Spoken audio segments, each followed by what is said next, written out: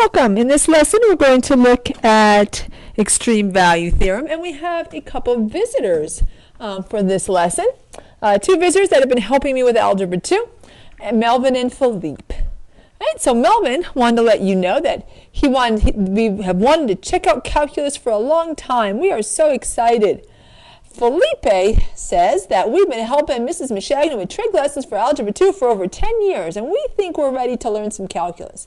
So they asked me, I just did a lesson for Algebra 2, and they asked me if they could stay and help out with a lesson in calculus on extreme value theorem, and of course, we're going to let Melvin and Felipe stay.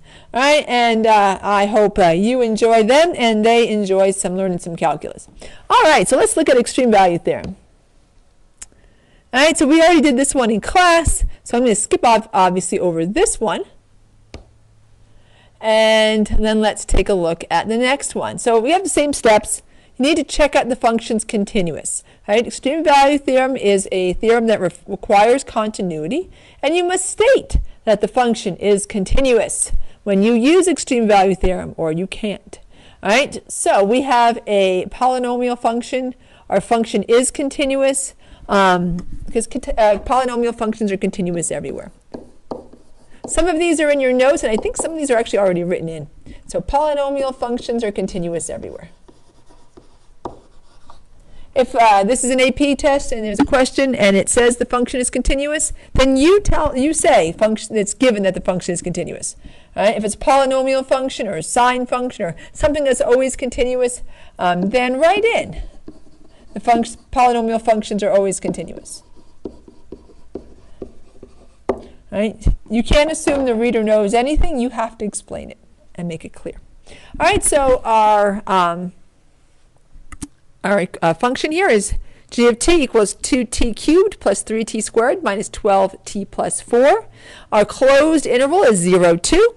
All right, so we're going to take the derivative.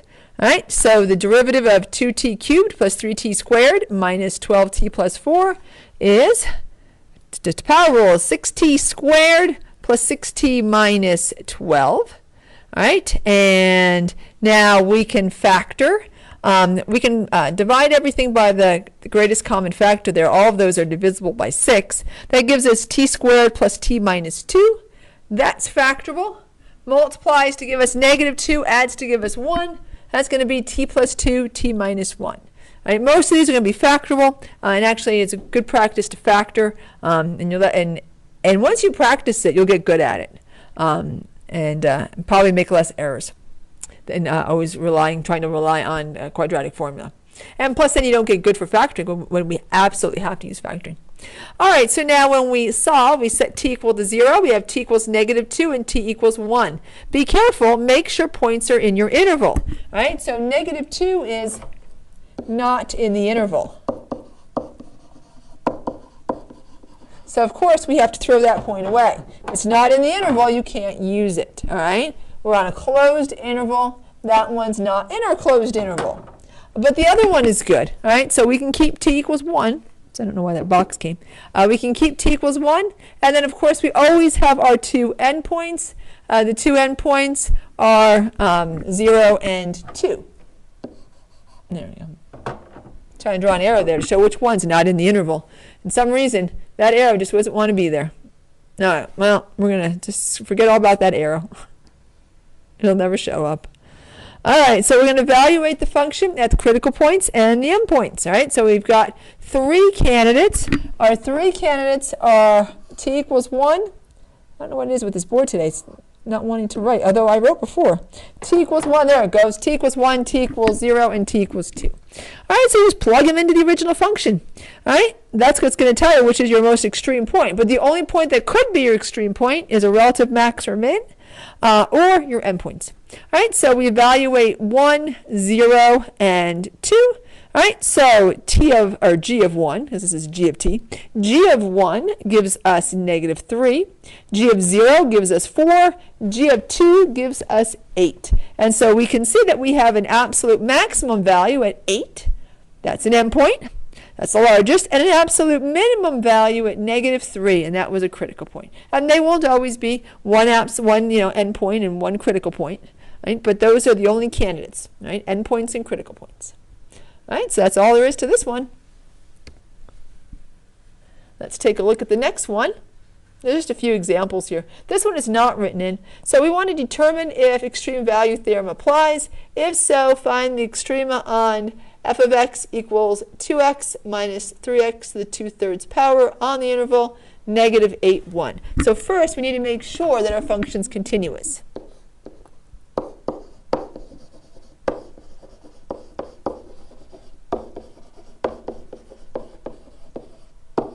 All right, so you've got a 2x, that's linear, type of polynomial. And then you've got a cube root, right? 2/3 power, that's a cube root. And of course, both of those are continuous everywhere. Their domain is all real numbers, right? So linear, which is a type of polynomial. Linear functions and cube roots are continuous everywhere.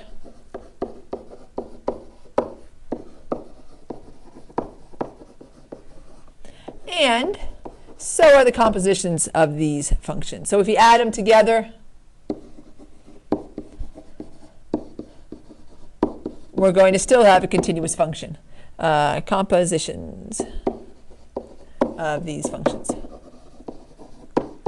All right, so since it's continuous and we have a closed interval, -8, 1, we can use extreme value theorem. All right? So I'm going to actually write that in. Closed interval, EVT applies. I should say actually continuous as well. Closed interval, and let's note that and it's continuous. Right? Oops. Got that written several places, right? And continuous, EVT applies.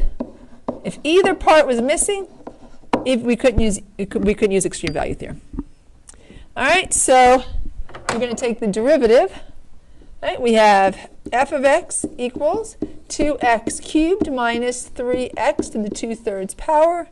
This is a power rule. We have f prime of x equals 6x squared minus 3 times 2/3 is going to be 2, right? The 3's will cancel. So 2x, and then 2/3 minus 3/3 is going to be -1/3. All right, let's simplify that negative exponent. We have f prime of x equals 6x squared minus 2 over the cube root of x.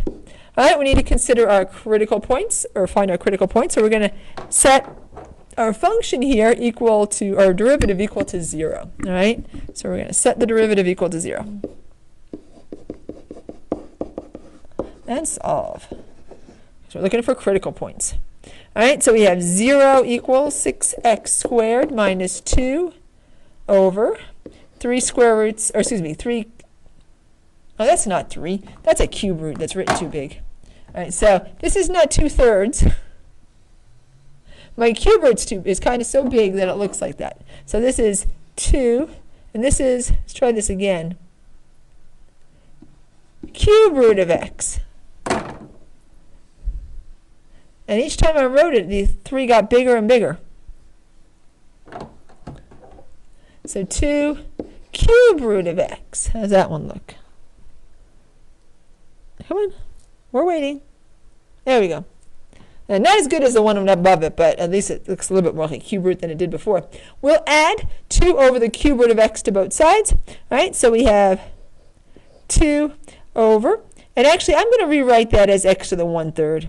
It'll be a little bit easier on the solving here. So 2 over x to the 1/3 equals 6x squared. And so I'm going to go back to the negative x, the rational exponent. All right, and so now my best plan would be to cross multiply. All right, so we have 2 equals, that would be 6x. All right, so 2 is 6/3, and so if I'm multiplying x to the 1/3 times 6x squared, that's going to give us 6x to the 7/3. Now that's an interesting number, to say the least. All right, so let's get that by itself. All right, so we're going to divide both sides by 6. And actually, the solving is not that difficult. You did something similar in Algebra 2. All right, I'm going to move over here. So that's going to give us 1/3 equals, and that's going to be x to the 7/3. All right, so now we need to get x by itself. All right, so now what if this was this instead? 7/3 x, what would you do? You'd multiply both sides by 3/7. We're going to do something kind of similar. We're not multiplying both sides by 3/7, but we're raising each side to the 3/7 power. All right, so we're going to raise this side to the 3/7 power. Oops, and that did not go where I needed it to go. So this was x to 7/3. Interesting little problem so far, isn't it? All right, so x to the 7/3, and we're going to raise that to the 3/7 power. So when you raise power to power, you multiply exponents. That's just going to be x. And this isn't pretty, but it's a calculator thing, right? We're going to raise 1/3 to the 3/7 power because, gosh, would have no idea what that would be. And the lights went out because I didn't turn them back on. So now I'm in the dark looking for a calculator. And I know I have one. There we go. I found it. All right, so let's... So while this is not a pretty number, it's not one that we have to do much with except plug into a calculator. So I've got 1/3. All right, I'm going to raise that. Now I'll use parentheses, the 3 divided by 7 power. I'm going to get a decimal equivalent, and it is 0.62. We'll round it to 2 decimals. 0.6245. All right, so there's only one solution here because it's a 7th root. 0.6245 is approximately x. All right, so that is our critical point. Now, important thing to consider, is it in the interval? Yes, it is. All right, we got -8 to 1. That is in the interval. It is a positive number and is less than 1. That is not our only critical point. Right? This is the critical point where f prime of x equals 0. We have another one where f prime of x is undefined. All right, you've got an x in the denominator. All right, so our other critical point is x equals 0. That's where f prime of x is undefined. It has a vertical tangent line. And we know because when we try to plug in 0, we have a problem. All right, so we have 0.6245 and 0. Those are 2 of our critical points. And then, of course, we have the end points. All right, so these 2 plus the end points. And we plug them back into the original function. And I'm trying to think where I'm going to solve for these. You have like no space. All right, I guess I come over here. All right, because I'm going to use a bit of a calculator. All right, so we got f of our, so let's take a look at our endpoints and our critical points. All right, so we have f of -8. All right, so that's going to be 2 times -8 minus 3. And I'm going to rewrite this because I can actually do this without a calculator. This is the cube root of -8 squared. All right, so that's going to be -16 minus cube root of -8 is -2. -2 squared is 4. So this would be 16 minus 3 times 4, so that's going to be 12, right? So that is 4, right? F of -8 is 4. And then we have f of 1, that's going to be 2 times 1, that's it, minus 3 times 1 to the 2/3 power. That's going to be -1, right? 2 minus 3. All right, now we have our critical points.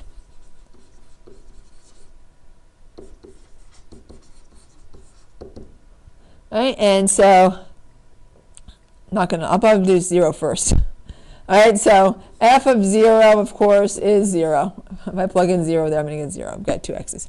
All right, now the point I don't like at all, f of, I don't want to plug that. I'll plug in the decimal. 0.6245 is 2 times 0.6245 minus, and then 3 times 0.6245 to the 2/3 power. Aren't you glad there's such a thing as a calculator? So this f of 0.6245 is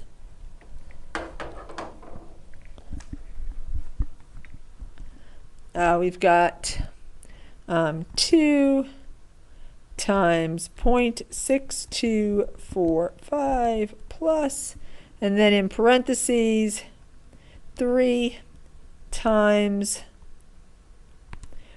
0.6245 raised to the 2/3 power. Hopefully I didn't miss anything in it. So let's see, 2 times 0.6245 plus 3 times that to the to the 2/3 power, and we get 3.4408.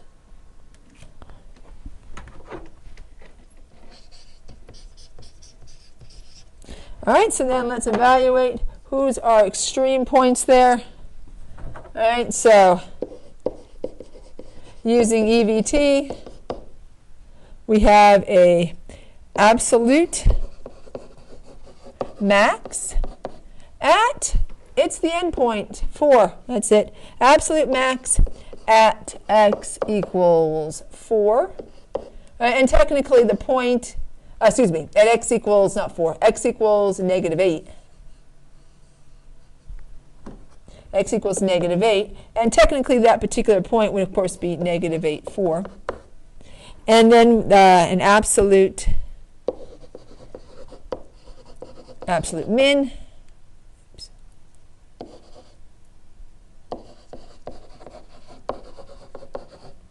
at x equals, let's see, who's the smallest? We've got 0. Oh, I just realized something. Oops, there's a mistake. I dropped the negative over here. I caught it now, but... So that's a much different number. Let me just fix that. That is definitely not an absolute max. That's going to be -16 minus 12. That's -28. What a difference. Let's fix that. Just caught it out of the corner of my eye that I dropped a negative. And this was -1. So we have, that's all, we just got to change a word. We have an absolute min at x equals -8. And of course that min is -8, -28.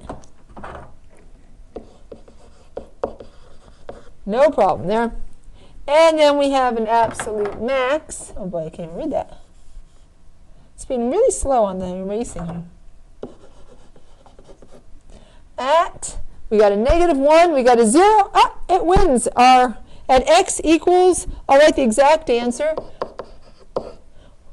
1/3 to the 3/7 power. Because it's a positive number, 3.4008. All right. This just asks us to find, the extrema, which means x and y. Of course, you kind of have to find y to figure out if it's an absolute value, an absolute extreme value there. All right, so we have 1/3 to the 3/7 power, and we'll write the decimal approximation, 3.4408. All right, and so I'm going to put this over here. Oops, can I move it? That is the end of this problem. So not that difficult. We just got some interesting numbers, especially this one over here. 3.408. All right, so 3.4408. We kind of lost that last digit there. There we go. And this one is done. Another one done. All right. So not really complicated work, but maybe you have some interesting numbers. All right, this one I left out most of it. I don't know how I see it one way. I see it up as I see on the board here, but you're seeing it actually from the computer. So I actually think you can actually see the whole screen, but in person, I lose that bottom of that screen there. So I'm going to extend the page.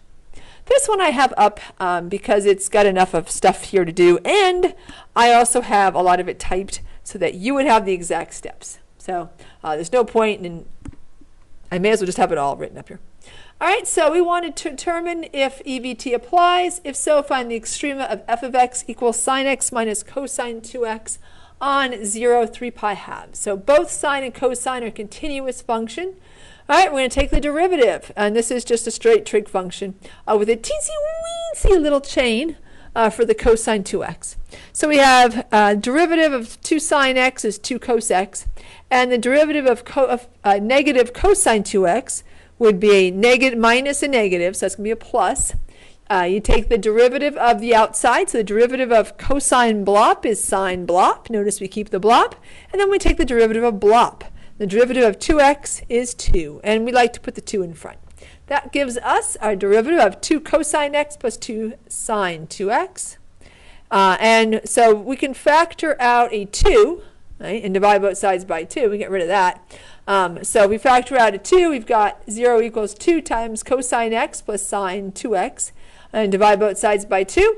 And we have 0 equals cosine x plus sine 2x. And if there was not a 2 next to the sine, trapped in those parentheses, this would be a really easy problem to solve, right? There's only 2 places where sine x and cosine x are going to be negatives of one another, and it's going to be negative because, like, so if I subtract sine x from both sides, it's where is cosine x equal to the opposite of sine x. Of course, that's going to be where their signs are different, and you've got a 45, 45, 90 triangle, right? But that's not going to work here.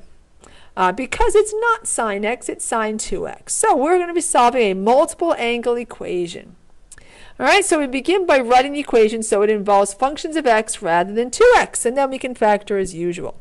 So we have a double angle formula. This is just one of those little formulas that you'll have to remember and learn and commit to memory. So sine 2u is equal to sine 2u times cosine u. All right, so we replace that nasty little sine 2x with 2 sine x cosine x. And now we can actually solve this.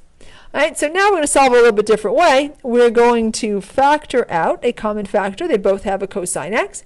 If we factor out a cosine x, we have cosine x times 1 plus 2 sine x. All right, we set both the factors equal to 0. If cosine x is 0, and by the way, I should probably have an arrow so I can point to. Here we go. Here's my arrow. All right, so if cosine x is 0, right, it's going to be 0 at pi halves and 3 pi halves, right, where sine is equal to 1 and negative 1. All right, now we need to set the other part. So we factored, we set the factors equal to 0. Now we have our other factor, which is 0 equals 1 plus 2 sine x. That's what's in the parentheses there. We subtract 1 from both sides. We have negative 1 equals 2 sine x. We divide by 2. We have negative 1/2 equals sine x. All right, and so now our reference triangle, we're going to be, where is sine odd? Sine's going to be odd where y is negative. That's in the 3rd and 4th quadrants, right? Where I drew the triangles, right down over here in the 3rd and 4th quadrants. What kind of triangle has a 1 and a 2? Of course, it's a 30, 60, 90. The third side, come on, being the square root of 3. So here our opposite side is negative 1 because it's sine x is negative 1 over 2, right? So sine is opposite over hypotenuse. So if the ratio is negative 1/2, the opposite side is negative 1 and the hypotenuse is 2. Right? So we have negative 1 for our opposite side. Square root of 3, of course, it has to be the adjacent side. And actually, I didn't put the negative in here, but it is a negative square root of 3. Not that it really matters that much because I'm not even using it. And then we have the hypotenuse at 2. All right, and then we have the same triangle here in the 4th quadrant. Now the square root of 3 is positive, but it's still that 30, 60, 90 triangle. All right, so we want to go all the way here, right, to where my triangle is. And so how do I find that angle? Right, we take the whole thing. So the whole thing was 7. So we just add it together. Sorry, to give my training my thought. I was working with evaluating reference angles, and I'm like ready to evaluate some reference angles. This one isn't quite like that. So this much, and again, getting to my train of thought again, to what I was doing, this much here is pi, right? Right, so opposite, 1 is opposite the 30-degree angle, right? Square root of 3 is opposite the 60-degree angle, and 30 degrees is the same as pi 6. So if we take pi and we add a pi 6 to it, we get 7 pi 6. That's our first spot. Over here, how do we get to this one, this spot over here? If we go all the way around, it would be 2 pi. If we take 2 pi and we subtract pi 6, we get 11 pi 6. And so we have 7 pi 6 and 11 pi 6. Now we got to go back to our interval. So our interval was from 0 to 3 pi halves. All right, so a little reminder what that looks like. That's here to here, and that's it. All right, so 11 pi 6 is out here, and that's outside the interval. All right, so this one is no good. That's outside the interval. Our critical points, therefore, are the pi halves and the 7 pi and the 3 pi halves and the 7 pi 6.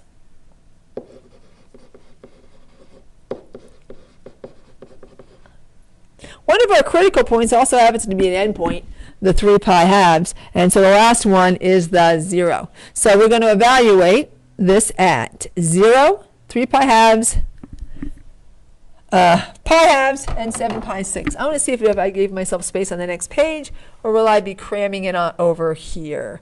I gave myself space on this page. Good.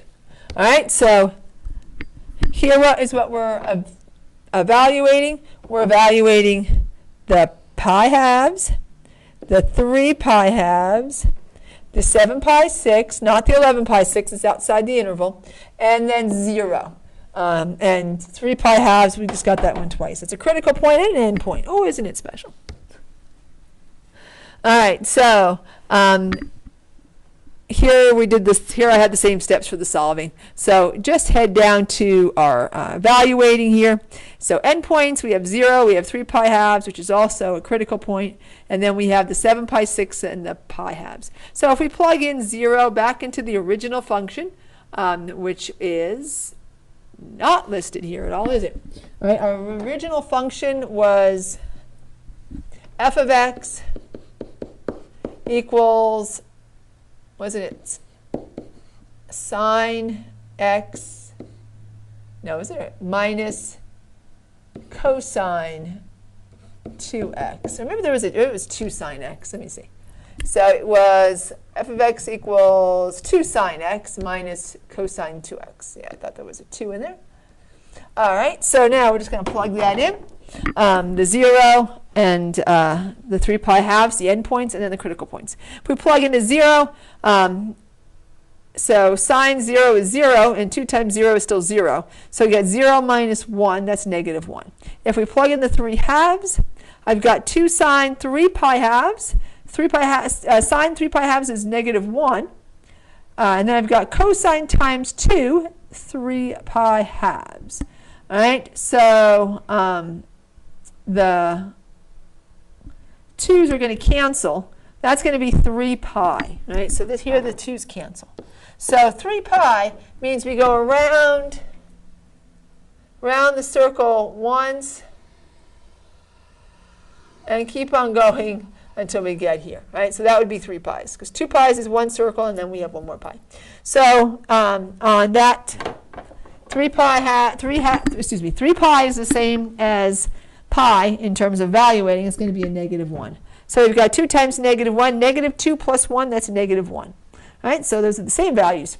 All right, so now we're going to plug in the 7. So those are our endpoints. So we're going to plug in our critical points. We got 7 pi 6. All right, so I think I've got it drawn there. No, I don't. 7 pi 6. 7 pi 6 is in this quadrant. Because it's just a little bit more than pi. All right, so this is pi here. And if we take 7 pi 6 and subtract pi, this is pi 6. All right, and we want sine, and so sine is the opposite, so that's going to be -1, and then the hypotenuse is 2, and we're going to need it for cosine as well. I think cosine there, nope, we got 7 pi thirds, never mind. But if we needed it, it would be negative pi thirds. So there we have 7 pi 6 for the sine there. So that would be -1/2 would be what sine 7 pi 6 is. So we got 2 times -1/2. And now if I take 2 times 7 pi 6, I've got 7 pi thirds. All right, so 7 pi thirds. Well, that one's wrong. 6 pi thirds would be go around the circle, and we'd have one more third left. All right, so if this is pi thirds, the opposite is going to be a square root of 3. The adjacent is 1. And the hypotenuse is 2. Same triangle, but now it's the 60-degree angle that's by the origin. All right, so we've got our cosine ratio is going to be 1/2. All right, so we've got 2 times -1/2 gives us -1. And then cosine 7 pi thirds is 1/2. So -1 minus 1/2, that's -3/2. And then if we plug in pi halves, right, sine pi halves is 1, and cosine, we have 2 times pi halves. The 2's will cancel. So we have cosine pi, and pi, cosine is -1. So we have, I must have had a typo here. We have 2 minus a -1, that's 2 plus 1, that's 3. All right, so our absolute max, so using, this one was a little hard on the solve. Using EVT, the absolute max is pi halves 3, and the absolute min on our interval here is 7 pi 6 and -3/2. Both of these happen to be critical points. All right, so this one was the trickiest one of all. I don't know if I have many more after this one. Maybe 1 or 2. I know I have 1 or 2 more. But this one was the tricky one. None of the other ones we're going to do I think will be as tricky. I have this one all written up so you can kind of follow along with me. And let's see, there we go. All right, so we want to find the absolute max and min for y equals 2x squared plus 8x. And we have to have an interval. Our interval is -4, 3. All right, so we always have to consider, do we have a continuous function? So you're going to make sure the function is continuous on the interval. And fortunately for us, polynomial functions are continuous everywhere. We take the derivative, right? So the derivative of 2x squared plus 8x, 2 times 2 is going to be 4x. And then the derivative of 8x is just 8.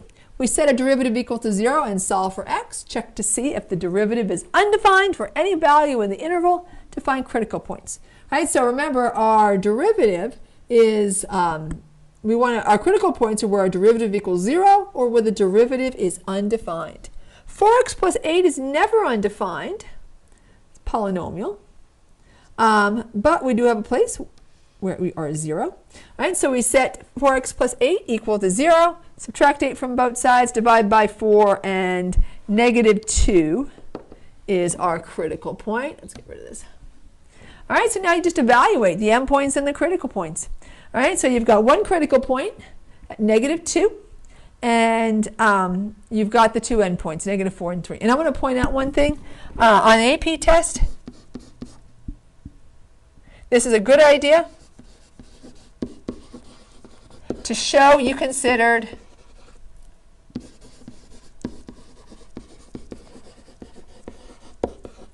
if f prime of x was ever undefined. All right, it shows that you know what you're doing, and that sometimes that earns you a point or loses you a point. Evaluate your critical points and endpoints. So we have f of -4 will give us 0. F of 3, f. Did I plug that back into the? No, I plugged it into the right thing. However, I have this notated wrong. I have no idea why it says prime. It should not. We don't plug it back into the derivative. We plug it back into the original. So, and I did plug it into the original, but some reason I put a prime in there, and I should not have. I don't know why. I have no explanation for my action here. But that should say f of x equals, but I'm glad I caught it. So f of x equals 2 times negative 4 squared plus 8 times negative 4. That gives us 0. F of, well, now I didn't write in negative 4 and what we're plugging in. Let's try this one more time.